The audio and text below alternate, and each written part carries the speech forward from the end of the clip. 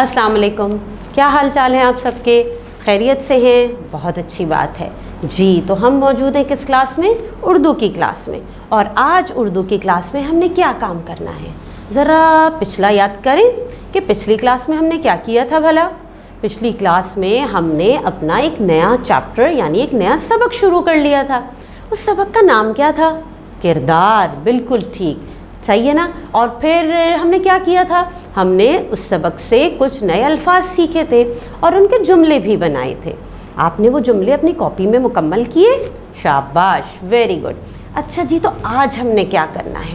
آج میں آپ کو اس سبق کی ایک سمجھے کہانی کے طور پہ بہت ہی اچھے انداز سے آپ کو سناؤں گی، ٹھیک ہے نا؟ اب آپ نے پتہ ہے کیا کرنا ہے؟ آپ نے یہ کرنا ہے کہ آپ نے سبق کو بہت دھیان سے سننا ہے، ٹھیک؟ اور آخر میں آپ سے اس کے بارے میں سوال جواب بھی کروں گی۔ چلیں پھر سٹارٹ کریں، میں سناتی ہوں اور آپ سنیں گے۔ چلیں ٹھیک ہے جی، تو ہم شروع کرتے ہیں۔ کیا؟ ہمارے سبق کا نام ہے کردار۔ اچھا جی، انسان جنت سے زمین پر بھیجا گیا تو ابلیس بھی اس کے پیچھے چلا آیا۔ انسان تو آیا تھا خلیفہ بن کر اور ابلیس آیا انسان کو بھٹکانے۔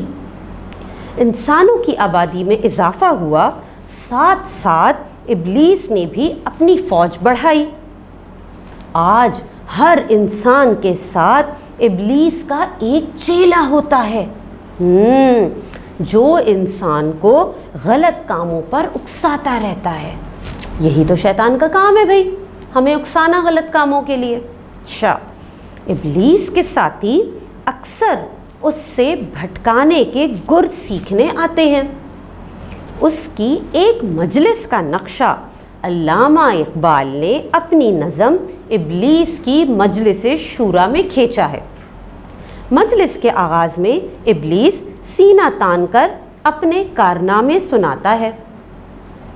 میں نے انسان کو اللہ سے دور کیا، غریب سے ہمت چھینی، امیر کو لالچ کا ٹیکا لگایا، قوموں کے بیچ نفرت پیدا کی۔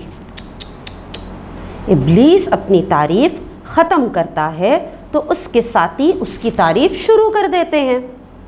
پہلا، دوسرا اور پھر تیسرا، سب بڑھ چڑھ کر ابلیس کے کارنامے گنواتے ہیں، مگر پانچواں تعریف کے بعد ایک نئی ہی بات کہہ دیتا ہے۔ جناب عالی، آپ کی عقل مندی کا کیا کہنا، مگر مجھے ڈر ہے کہ آپ کا اثر ختم ہونے کو ہے۔ یورپ میں انقلاب آنے والا ہے، کوئی قوم وہاں سے اٹھے گی اور آپ کے بنائے نظام کو ختم کر دے گی۔ یہ سن کر ابلیس کہتا ہے، ہاں ممکن تو ہے کہ دنیا میں میرا اثر ختم ہو جائے، مگر یہ کام یورپ نہیں کر سکتا۔ وہ اپنے ساتھیوں کو تفصیل سے بتاتا ہے کہ کون سی قوم ایسا کر سکتی ہے۔ مجلس ختم ہوتی ہے تو ابلیس کسی گہری سوچ میں ڈوبا قلم اٹھاتا ہے اور لکھنا شروع کرتا ہے ایک خط۔ کس کے نام؟ حضرت اقبال، آج ہمارا اجلاس ہوا، تقریباً ساری باتیں وہی ہوئیں جن کا ذکر آپ نے اپنی نظم ابلیس کی مجلس شورا میں کر چکے ہیں۔ میرے کارناموں اور کامیابیوں کا خوب بیان ہوا۔ پھر آ گئے ہم اس موضوع پر جہاں ہمیشہ آ جاتے ہیں۔ میں نے اعلان کیا، عصر حاضر کے تقاضوں سے ہے لیکن یہ خوف، مجھے اس پریشان حال انسان کو دیکھ کر ڈر لگتا ہے۔ ہو نہ جائے آشکارا شرع پیغمبر کہیں، یعنی انسان حق اور سلامتی کی تلاش میں نہ نکل پڑے اور پھر ڈھونڈتا ہوا اسلام سے واقف نہ ہو جائے۔ میرے ساتھی اسلام کی طاقت سے قدرے نا واقف ہیں، لہٰذا میں نے انہیں ڈرایا۔ ڈرو اسلام سے ساتھیوں، اس سے ڈرو۔ الحذر آئین پیغمبر سو بازار الحذر، वो मेरी बात सुनकर घबरा गए। पूछा, इस्लाम में क्या ख़ास बात है? मैंने बताया, हाफिज़े नामूस ज़न मर्द आज़मा मर्द आफरीन, इस्लाम के मानने वाले औरत की हिफाजत करते हैं, इनका ख्याल रखते हैं। इसके मानने वाले डरते नहीं, ना ही किसी के दबाव में आते हैं। साथियों ने पूछा, आप फरमाइए, क्या दुनिया को इस्लाम से दूर रखना ज़रूरी है? मैंने जवाब दिया, चश्मे आलम से रहे पोशीदा ये आए तो खूब। जी साथियों, दुनिया का इस्लाम से दूर रहना बेहतर है। साथ ही मैंने इन्हें एक अच्छी खबर भी सुना दी।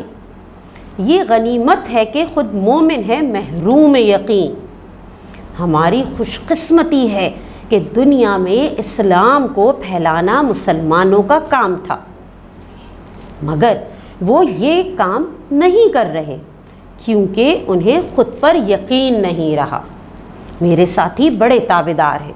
फ़ौरन पूछा, हम मुसलमानों को इस्लाम फैलाने से कैसे रोक सकते हैं? मैंने बताया, तुम उसे बेगाना रखो आलिम किरदार से, तुम बस इनका किरदार ना बनने देना। पूछने लगे, ये किरदार क्या होता है?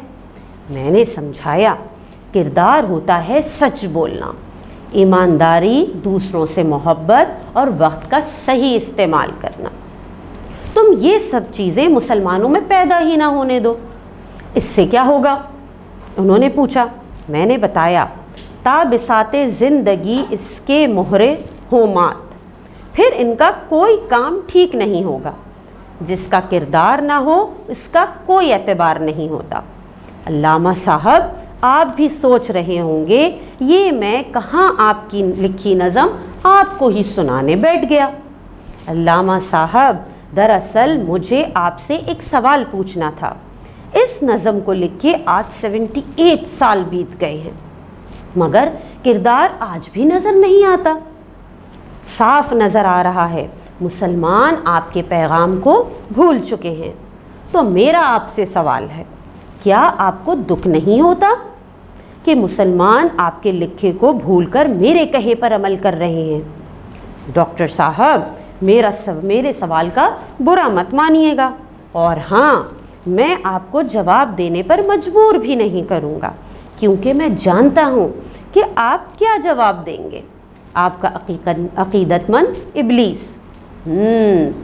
देखा आपने क्या है इसमें? ये इब्लीस ने कितनी सारी बातें की। आप किरदार के बारे में जानते हैं। इब्लीस ने यहाँ कहा कि किरदार क्या है? सच बोलना, ईमानदारी, दूसरों से मोहब्बत और वक्त का सही इस्तेमाल। तो क्या आपके अंदर ये सारी खूबियाँ मौजूद हैं? अगर हमारे अंदर ये सारी खूबियाँ मौजूद हैं, इसका मतलब है हम किरदार में बुलंद हैं। ठीक है, चलें अब मैं आपसे कुछ सवाल कर लेती हूँ ताकि आप उन सवालात के जवाबात भी तैयार रखेंगे भाई। चलें, मैं आपसे पूछती हूँ, अगर एक सवाल ये कि शैतान के इस दुनिया में आने का क्या मकसद है?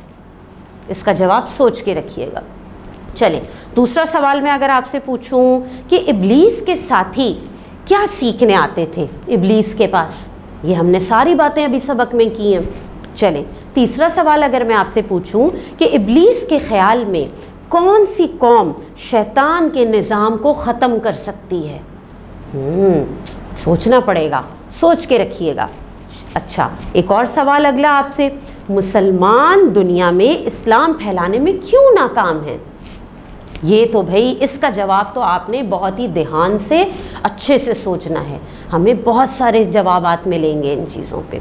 तो हमने कितने सवाल किए? मैंने अभी आपसे मेरे ख्याल में 4 सवाल मैं आपसे कर चुकी हूँ, ठीक है ना। अब आप ये कीजिएगा कि इन चारों सवाल के जवाबात आपने सोच के रखने हैं और एक वॉइस रिकॉर्डिंग बना के अपने टीचर को भी सेंड कर दीजिएगा। और साथ साथ आपने इस सबक के बारे में अच्छे से आपने दोबारा पढ़ें, अच्छे से समझें, इस रिकॉर्डिंग को बार बार सुने ताकि आपको ये सबक बहुत अच्छे से समझ में आ जाए। ठीक है, फिर अल्लाह हाफिज़।